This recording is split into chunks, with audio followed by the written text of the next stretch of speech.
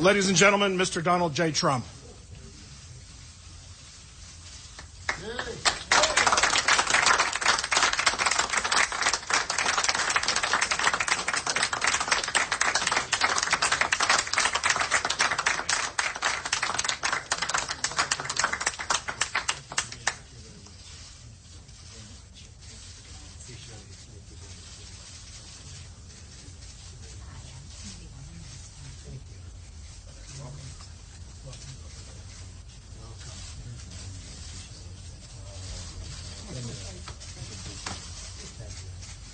Thanks for coming to Bismarck. Thank you very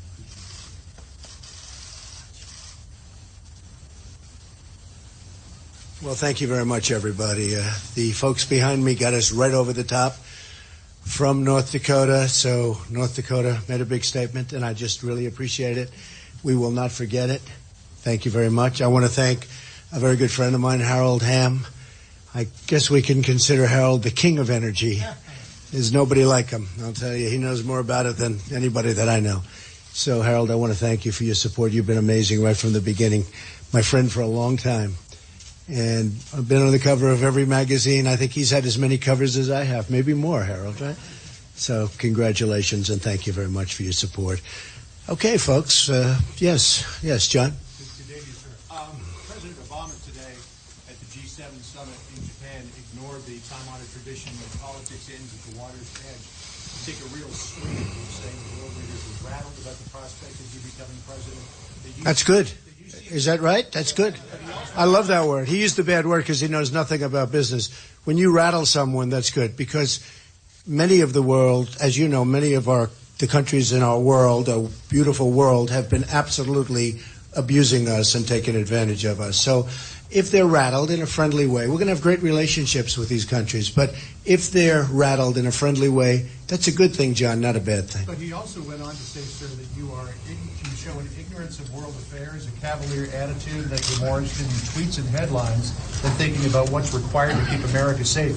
And I'm wondering if you'd like to respond to that. Well, look, he's a president who's done a horrible job. Everybody understands that. He's a president who's allowed many of these countries to totally take advantage of him, and us, unfortunately. And he's got to say something. And it's unusual that every time he has a press conference, he's talking about me.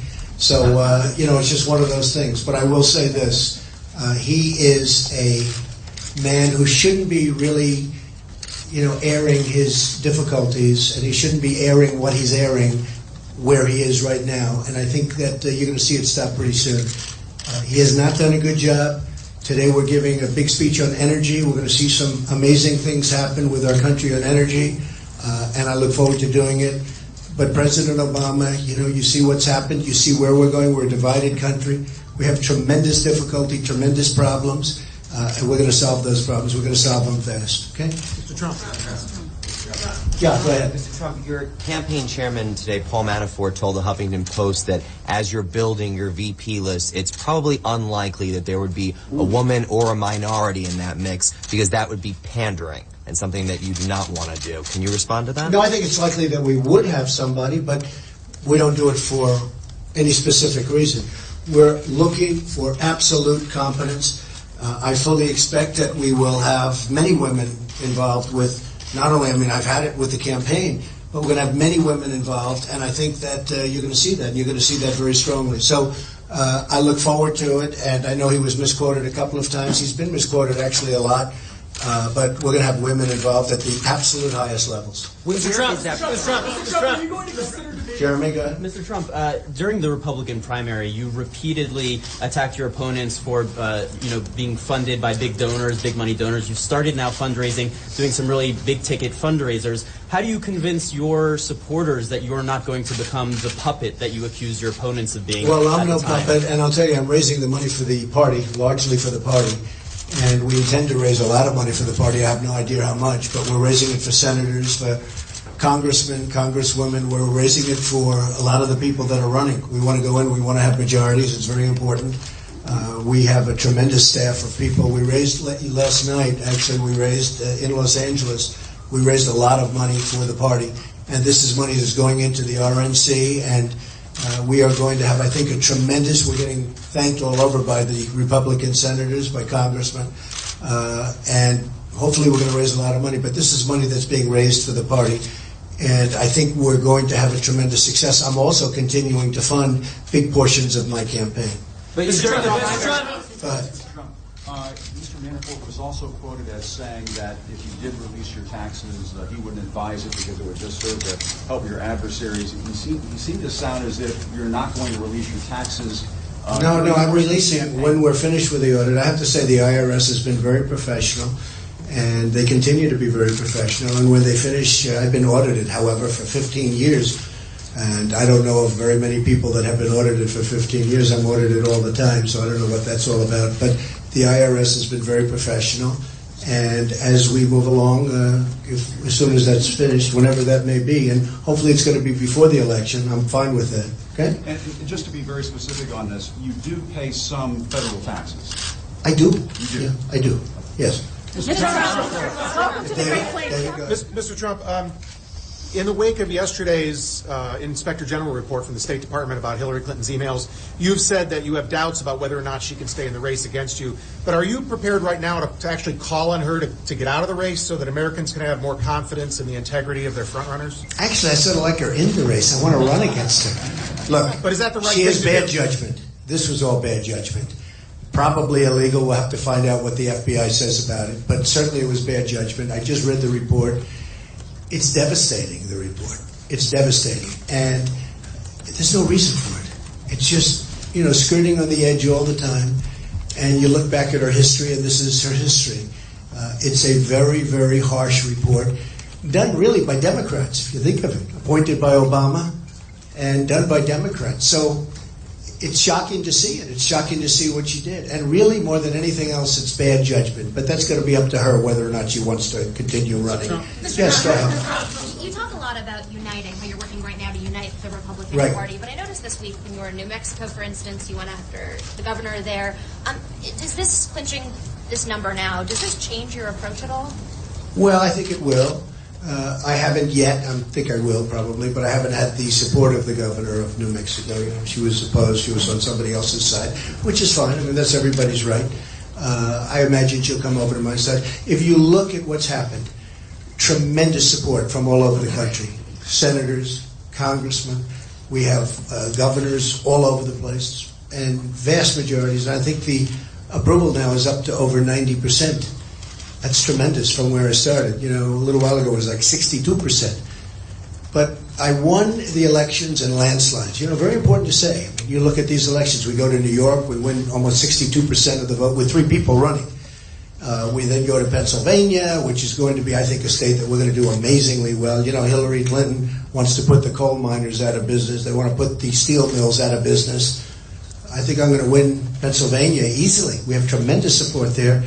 Maryland, Connecticut, we win Delaware, Rhode Island, and then we win, as you know, we had a tremendous success when we went to Indiana. That was incredible. Bobby Knight helped, in all fairness, but Indiana, we're going to win Indiana, I think, very big. So we're going to have tremendous successes. But, the thing I think I'm most proud of, not the fact that I'm watching Hillary instead of Hillary watching me. We were supposed to be going into July, and a lot of people said it wouldn't even be solved during that convention. There's going to be a new convention in August. And here I am watching Hillary fight, and she can't close the deal. And that should be such an easy deal to close. But she's unable to close the deal. So I'm watching her, and we'll see what happens. Do you plan to start attacking Republicans, fellow Republicans? Oh, yeah, sure. Absolutely. Hi, I'm Nicole. I was inquiring, are you planning on recognizing tribal sovereignty on a nation-to-nation basis based upon the UN Declaration on the Rights of Indigenous Peoples, which the U.S. had endorsed? I'm going to have to look at it individually, and I will be doing that. A number of people have asked me. I will be doing that. Okay? Thank you. Thank you. Katie? What is your message to Republicans that haven't yet supported you? People like Susana Martinez. Do you have something to say to her directly? No. My message is that we've had tremendous support from almost everybody. And even if you look at Congress, the support has been incredible. And I spoke with Paul Ryan last night. We had a very good conversation that's moving along. He's a good man. And we'll see how that all works Can you out. elaborate on that? No, we had a very good talk. Can I ask one other question? Also in that Huffington Post article where I don't read the Huffington Post. Paul Manafort spoke to Was there an Howard article in the Fireman. Huffington Post? Well, he said that I'm you sure were he was going- misquoted he because said that you were going to start it is true. I softening- didn't think they covered politics, the Huffington Post. Do they cover politics? Apparently they do. He said that you were going to start softening your position on the Muslim ban. Is that true? Well, we're going to look at a lot of different things, but we have a big problem. We have a radical Islamic terrorism problem. It's a worldwide problem, not just this country, and we have to find a solution. And we have to be vigilant, and we have to be tough and smart. We'll see what happens. When I Were you serious when you said that you wanted to debate Bernie Sanders? Oh, I'd love to debate Bernie. But would you He's a actually dream. take the steps to? Well, I said last night on Jimmy's show, it was a question that was posed, and I said I'd love to debate him, but I want a lot of money to be put up for charity. So what we'll do is if we can raise for maybe women's health issues or something, if we can raise $10 or $15 million for charity, which would be a very appropriate amount. I understand the television business very well. I think we'd get very high ratings. It should be in a big arena somewhere, and we could have a lot of fun with it. I'd love to debate Bernie, actually. I mean, the problem with debating Bernie, he's going to lose. Because honestly, his system is rigged, just like our system's rigged. Look, if I didn't win by massive majorities, I wouldn't be standing here talking to you today. I mean, I knocked out every opponent. When you have to knock out. And Bernie, unfortunately, hasn't been able to knock out. But the superdelegates for the Democrats, it's so unfair. So the biggest problem I have is that Bernie's not going to win. But I'd debate him anyway if they wanted to put up money for charity. So we'll see. We've actually had a couple of calls from the networks already. Well, And we'll like see. you thought through the details, but have you guys started talking to the Sanders folks? Well, he's the one that suggested let's debate. Jeff Weaver said his team has been having conversations with your team. It's true. I'd love to debate Bernie. But they have to pay a lot of money for it. Because, look, I'm in first place. I've won, I'd say something over $10 million. So if you raise $10 million, you'll get on a debate stage with Bernie Sanders. I would love to, yeah. I would love to. What's the likelihood? I've loved debating. What's the And likelihood? I know you people never write this, but every single poll, on every single debate, the online polls, Drudge and Time Magazine and all of them, I've won every single debate. I didn't know I was going to do that. I've never debated. Politicians are all talk, no action. I've created jobs and businesses and did great. But I've never debated professionally. I ran against all these people. They debated professionally. But according to every single online poll after the debates, I've won every single debate by every single poll. So I don't mind debating. I'd like to debate. I've actually, the one thing was I said to myself, I wonder how well I'll debate. Because guys like this great gentleman right over here is one of the great oilmen of the world. We're not debaters. We're people that put people to work and do things and a lot of good things. How many people do you have working for you? Counting contractors, tens of thousands. Tens of thousands. That's what he does. Now, I'd rather debate Harold, but I will tell you, he may surprise you. He may do very well. But we don't do that. But somehow it worked out well for me. It worked out well for me. So I actually love the debating process. Had a lot of fun. I was on center stage for every single debate. And the only time I was upset with some of the networks was when we had even numbers, like 8. That means you had 2 in the middle. So I always insisted on having odd numbers. Go ahead. What role do you think the federal government should have on regulating energy now that you're here at this petroleum conference? I think the federal government should get out of the way. The federal government is in the way. We have so much potential energy that people wouldn't even believe it. In fact, my speech today is on energy. It's exactly what it was and is. The federal government, the regulations that they have, they put the coal miners out of business. The coal mines are shut. What they've done to the coal, what Hillary Clinton, she's worse than Obama. She actually openly said, I want to put the coal miners out of business. I want to put the coal mines out of business. Essentially, she's saying, I want to put the steel mills out of business. We're not going to have any businesses left. So Hillary is, I can't imagine how she could possibly do well in a place like Pennsylvania. She certainly didn't do very well in West Virginia. And, I think she made a big mistake. And she's catering to certain people, but I think ultimately jobs and these incredible people, the miners, they're incredible people. I asked a couple of them, why don't you go into some different profession? They said, because we love going after coal. I'll never forget the answer. You think it's dangerous and you're going deep down into these incredible crevices. I say, wow. But they love doing what they do. That's what they do. It's like me, you know, I grew up, my father was in real estate, I'm in real estate, and now I'm in politics. You wouldn't believe what happened. He's looking down saying, what happened? But with the coal miners, they love doing what they're doing. Hillary Clinton, and it's such an important product, Hillary Clinton should not be putting them out of business. Building on that, would you be for bringing more refineries here to the U.S. so we can become more energy independent? I want to be energy independent, yes, absolutely. I want to be energy independent. And I haven't spoken to Harold about that, but I would say energy independence is what we all want. And we also want to sell our energy to other places that don't have the great natural resources that we have. Don't forget, through modern day technology, we found out that we're sitting on energy, I'm going to be talking about it in a minute, but that we're sitting on energy like nobody would believe.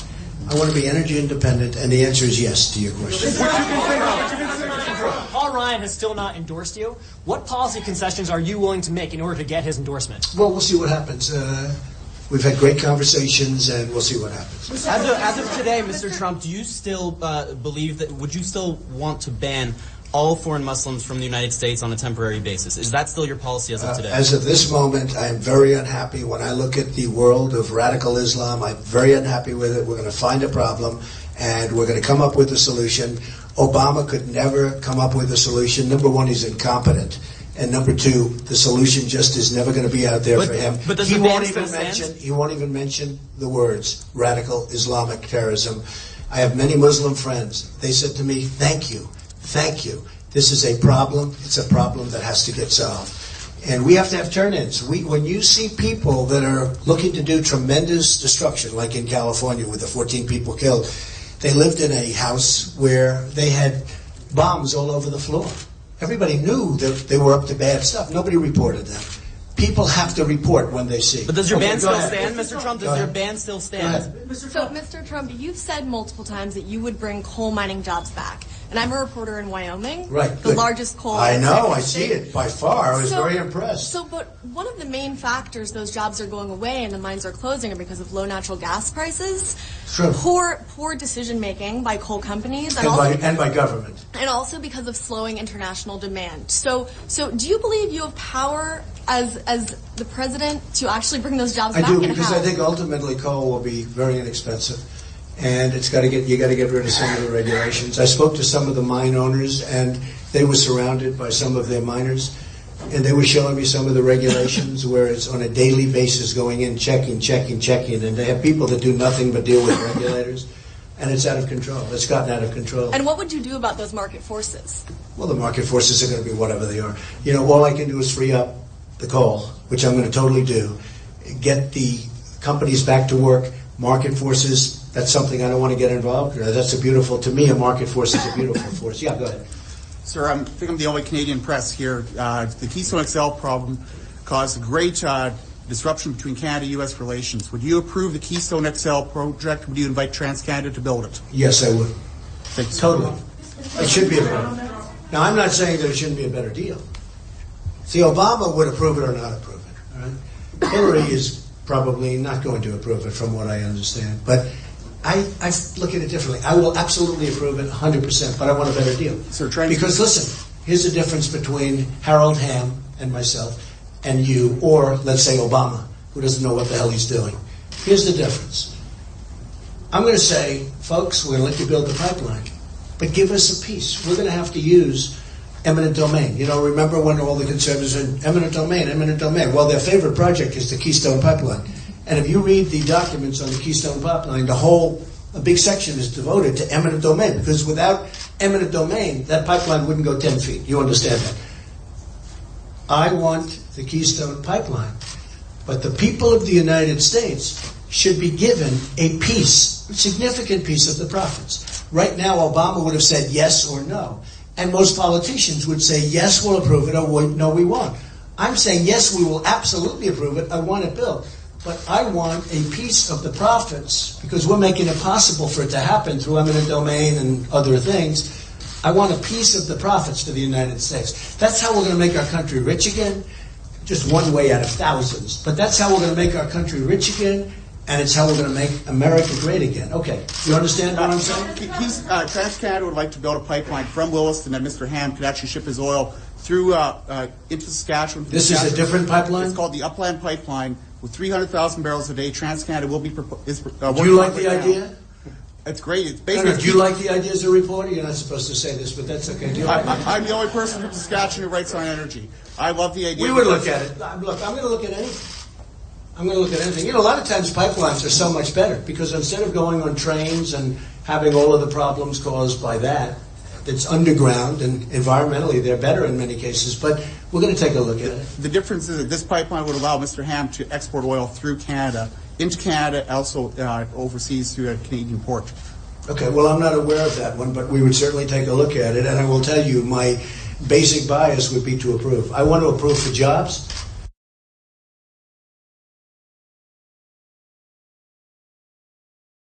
It's underground, and environmentally they're better in many cases, but we're going to take a look at it. The difference is that this pipeline would allow Mr. Ham to export oil through Canada, into Canada, also overseas through a Canadian port. Okay, well, I'm not aware of that one, but we would certainly take a look at it. And I will tell you, my basic bias would be to approve. I want to approve for jobs, and the concept of pipelines is okay if they're going from the right place to the right place. Okay? So we'll take a look at it. Sir, I'm with a local small business magazine. So for Main Street small businesses and chambers of commerce across America, what are the keys to economic vitality? Well, I'll tell you two of them that are very, very important are lower taxes. We're the highest taxed nation in the world by far. Lower taxes. And the other one is we're overregulated. And I will tell you, I made a speech last night in front of a group, and I said regulation, and this surprised me, really surprised me. I've seen it ever since I've been doing this for like 10 months or so. And regulation is even more of a problem for people than the taxes, which surprised me. But they're both problems. So we're going to lower, under my plan, we're lowering taxes very substantially, as you know, for businesses, for middle income, for everybody. So taxes are going way down. We're going to allow trillions of dollars to pour into the country that are right now outside of this country, where people and companies want to bring it in, they can. And we're going to get rid of the tremendous numbers of rules, regulations, probably 75% of which are absolutely terrible for our country. Okay. Warren, she seems to have made it her job. Who, Pocahontas? Pocahontas? Should you use that She is Very offensive. You tell me. Oh, Sorry. I'm sorry. Yes. Okay. Pocahontas? Is that what you said? Elizabeth Warren? Why are you having this? She tweets a lot about me. Every once in a while I'll tweet. And when I tweet, not that many people are watching our tweets. When I tweet, they watch. I will say this, look. She is a senator that's highly overrated. She's passed very little legislation. She has been a real disaster for a lot of people, including the Democrats, who frankly can't stand her, many of the Democrats. Just ask Hillary Clinton how she likes her. And I would say this, I'll debate anybody. I don't care. I debate her. But she's done very little for Massachusetts. And the beautiful thing is when I won Massachusetts, with many people running against me, I got up to almost 50%. And she was fighting me. So I really think if her record was exposed, and the fact that she was a Native American, she said she was Native American, but she wasn't able to document it. She said, well, I have high cheekbones. You see, I have high cheekbones, so I'm a Native American. And she then, I don't know if you'd call it a fraud or not, but she was able to get into various schools because of the fact she applied as a Native American and probably able to get other things. I think she's as Native American as I am, okay? That I will tell you. But she's a woman that's been very ineffective, other than she's got a big mouth. Okay, yeah, go ahead for that. You said that you would do a debate with Senator Sanders, and you raised the issue of raising money for women's health issues. I'm wondering, is that the particular charities that you would like to raise? I would like to go women's health issues. We've raised a lot of money. In fact, on Tuesday, we're going to be releasing a tremendous list of all of the money we've given, with the debate when I decided that I wanted to do this instead of go to a particular debate with a cable network that actually has been unbelievably fair over the last few months, I have to say. But I felt I wasn't treated right. I did a speech, and during the speech I said, let's see if we can raise some money for the vets, and we raised a lot of money. On Tuesday, I think we're going to have a press conference in Trump Tower, Tuesday at probably 10 or 11 o'clock, and we're going to release a full list of all of the people. Almost $6 million worth of money was raised. Now, when I started that, I said we weren't going to raise anything. It was just an idea that came to me. And I said, you know what, let's raise some money for the vets. And one of my friends who was there, a very substantial person, Phil Ruffin, offered $1 million. Carl Icahn gave like this, make a fortune, sell it to sponsors, and put the money in their coffers.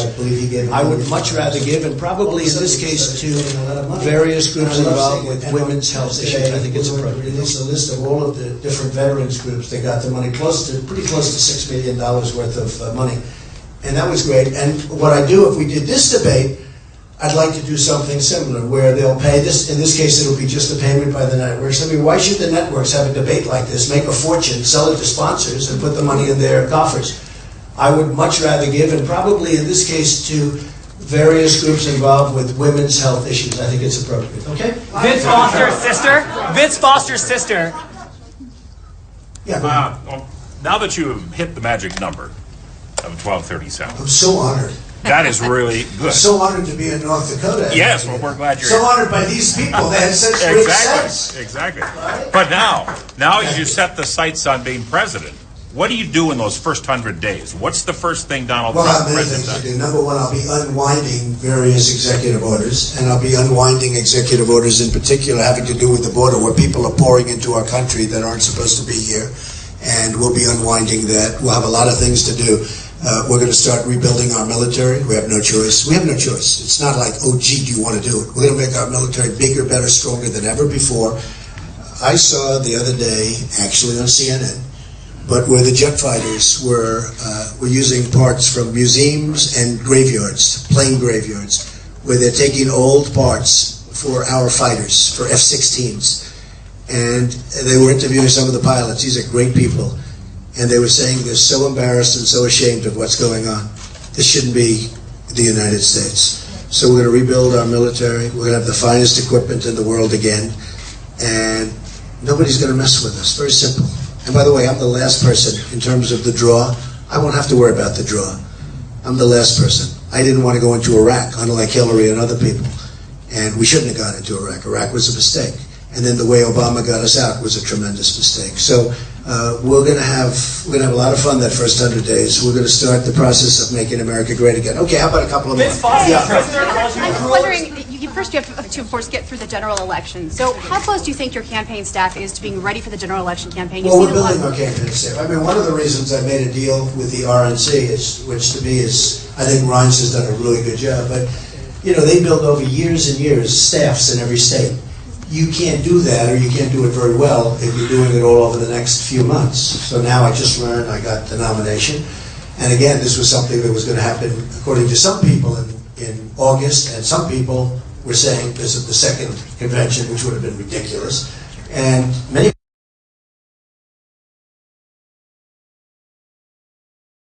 people, and part of the benefit is we get to use those people. And while I'm raising a lot of money for them, and they're going to use that not only for me, they're going to use that also for other people running for office.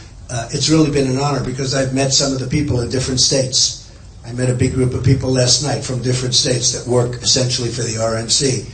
And you can't do that over a period of, you know, just a short while because, you know, we have November's coming up very rapidly. It's going to be very soon.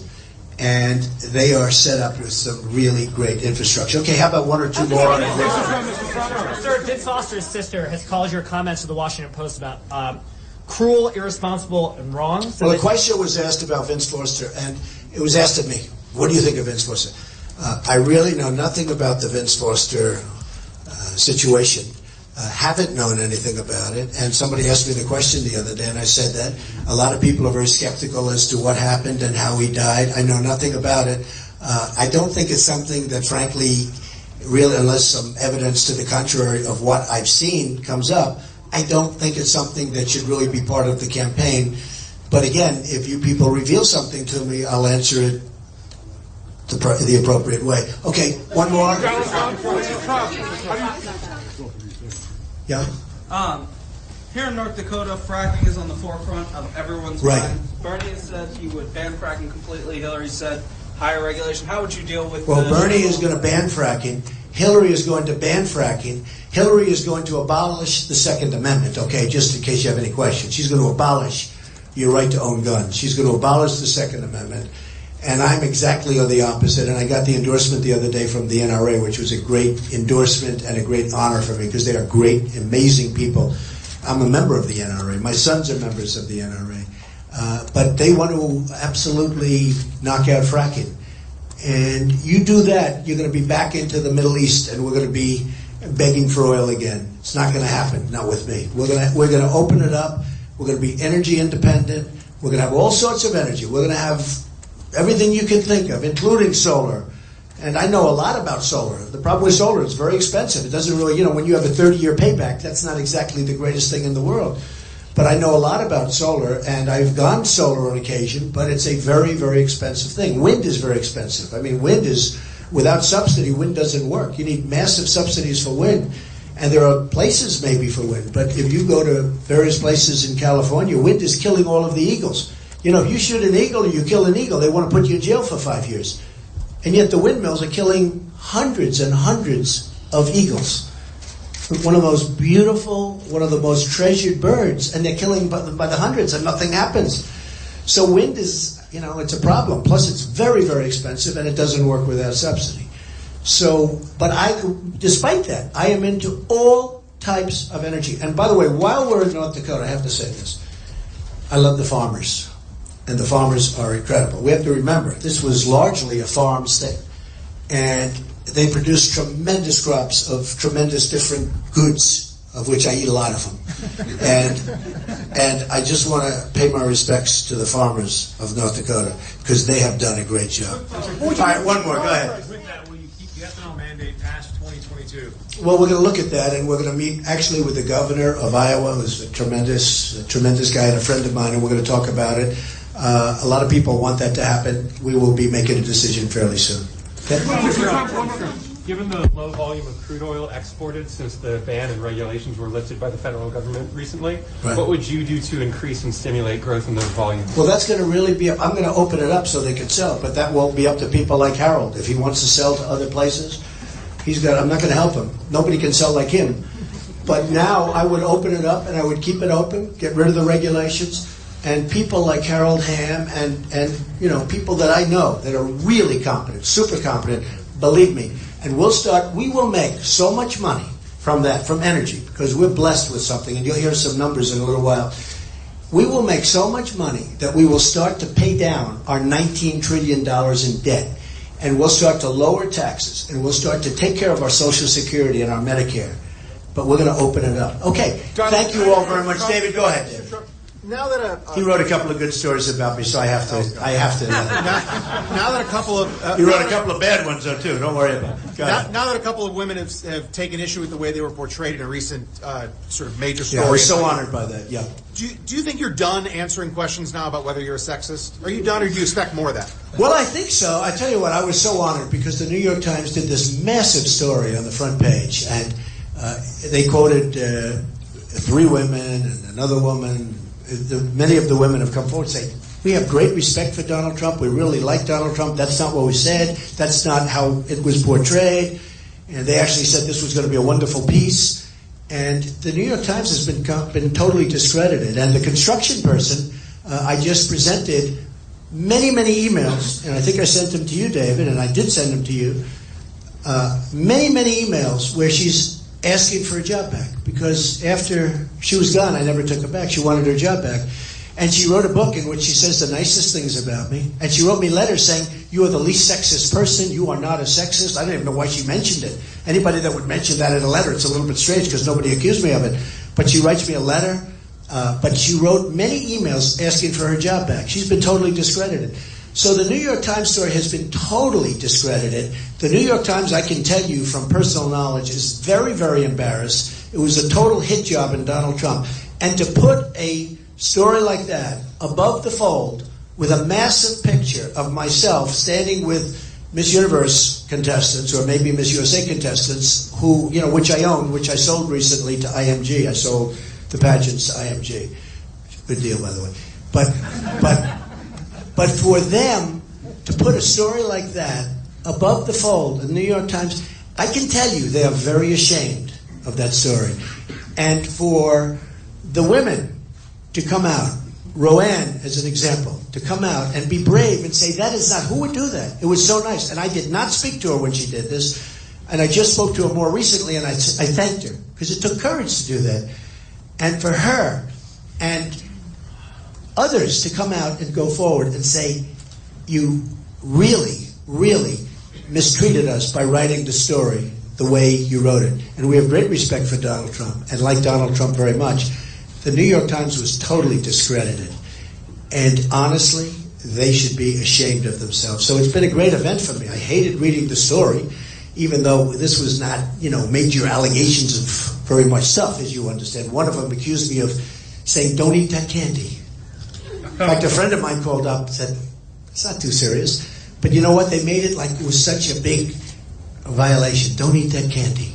So I sent it to you, and I appreciated the story that you wrote about it, because the New York Times has been totally discredited, and I will tell you, they are very embarrassed by that story. So, ladies and gentlemen, thank you very much.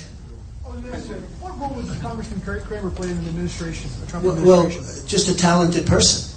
I mean, and he's been there for a long time, pretty much right from the beginning. Come here, get over. Get over. Hey! Been there right from the beginning. You've changed my life. I guess if you're one of the first 7 or 8 members of Congress to endorse somebody, your life gets changed. Mine's been changed. I'm glad you're here. Appreciate Harold's invitation. Appreciate your comments on energy. And I'm looking forward to hearing the rest of it. Are you missing any votes today, Jeff? I missed voting for the energy and water appropriations bill that failed miserably. So I didn't miss a thing. Thank you, everybody. Speaker Ryan suggested that he's withholding his endorsement because he wants. Let's see what happens. Thank you, everybody.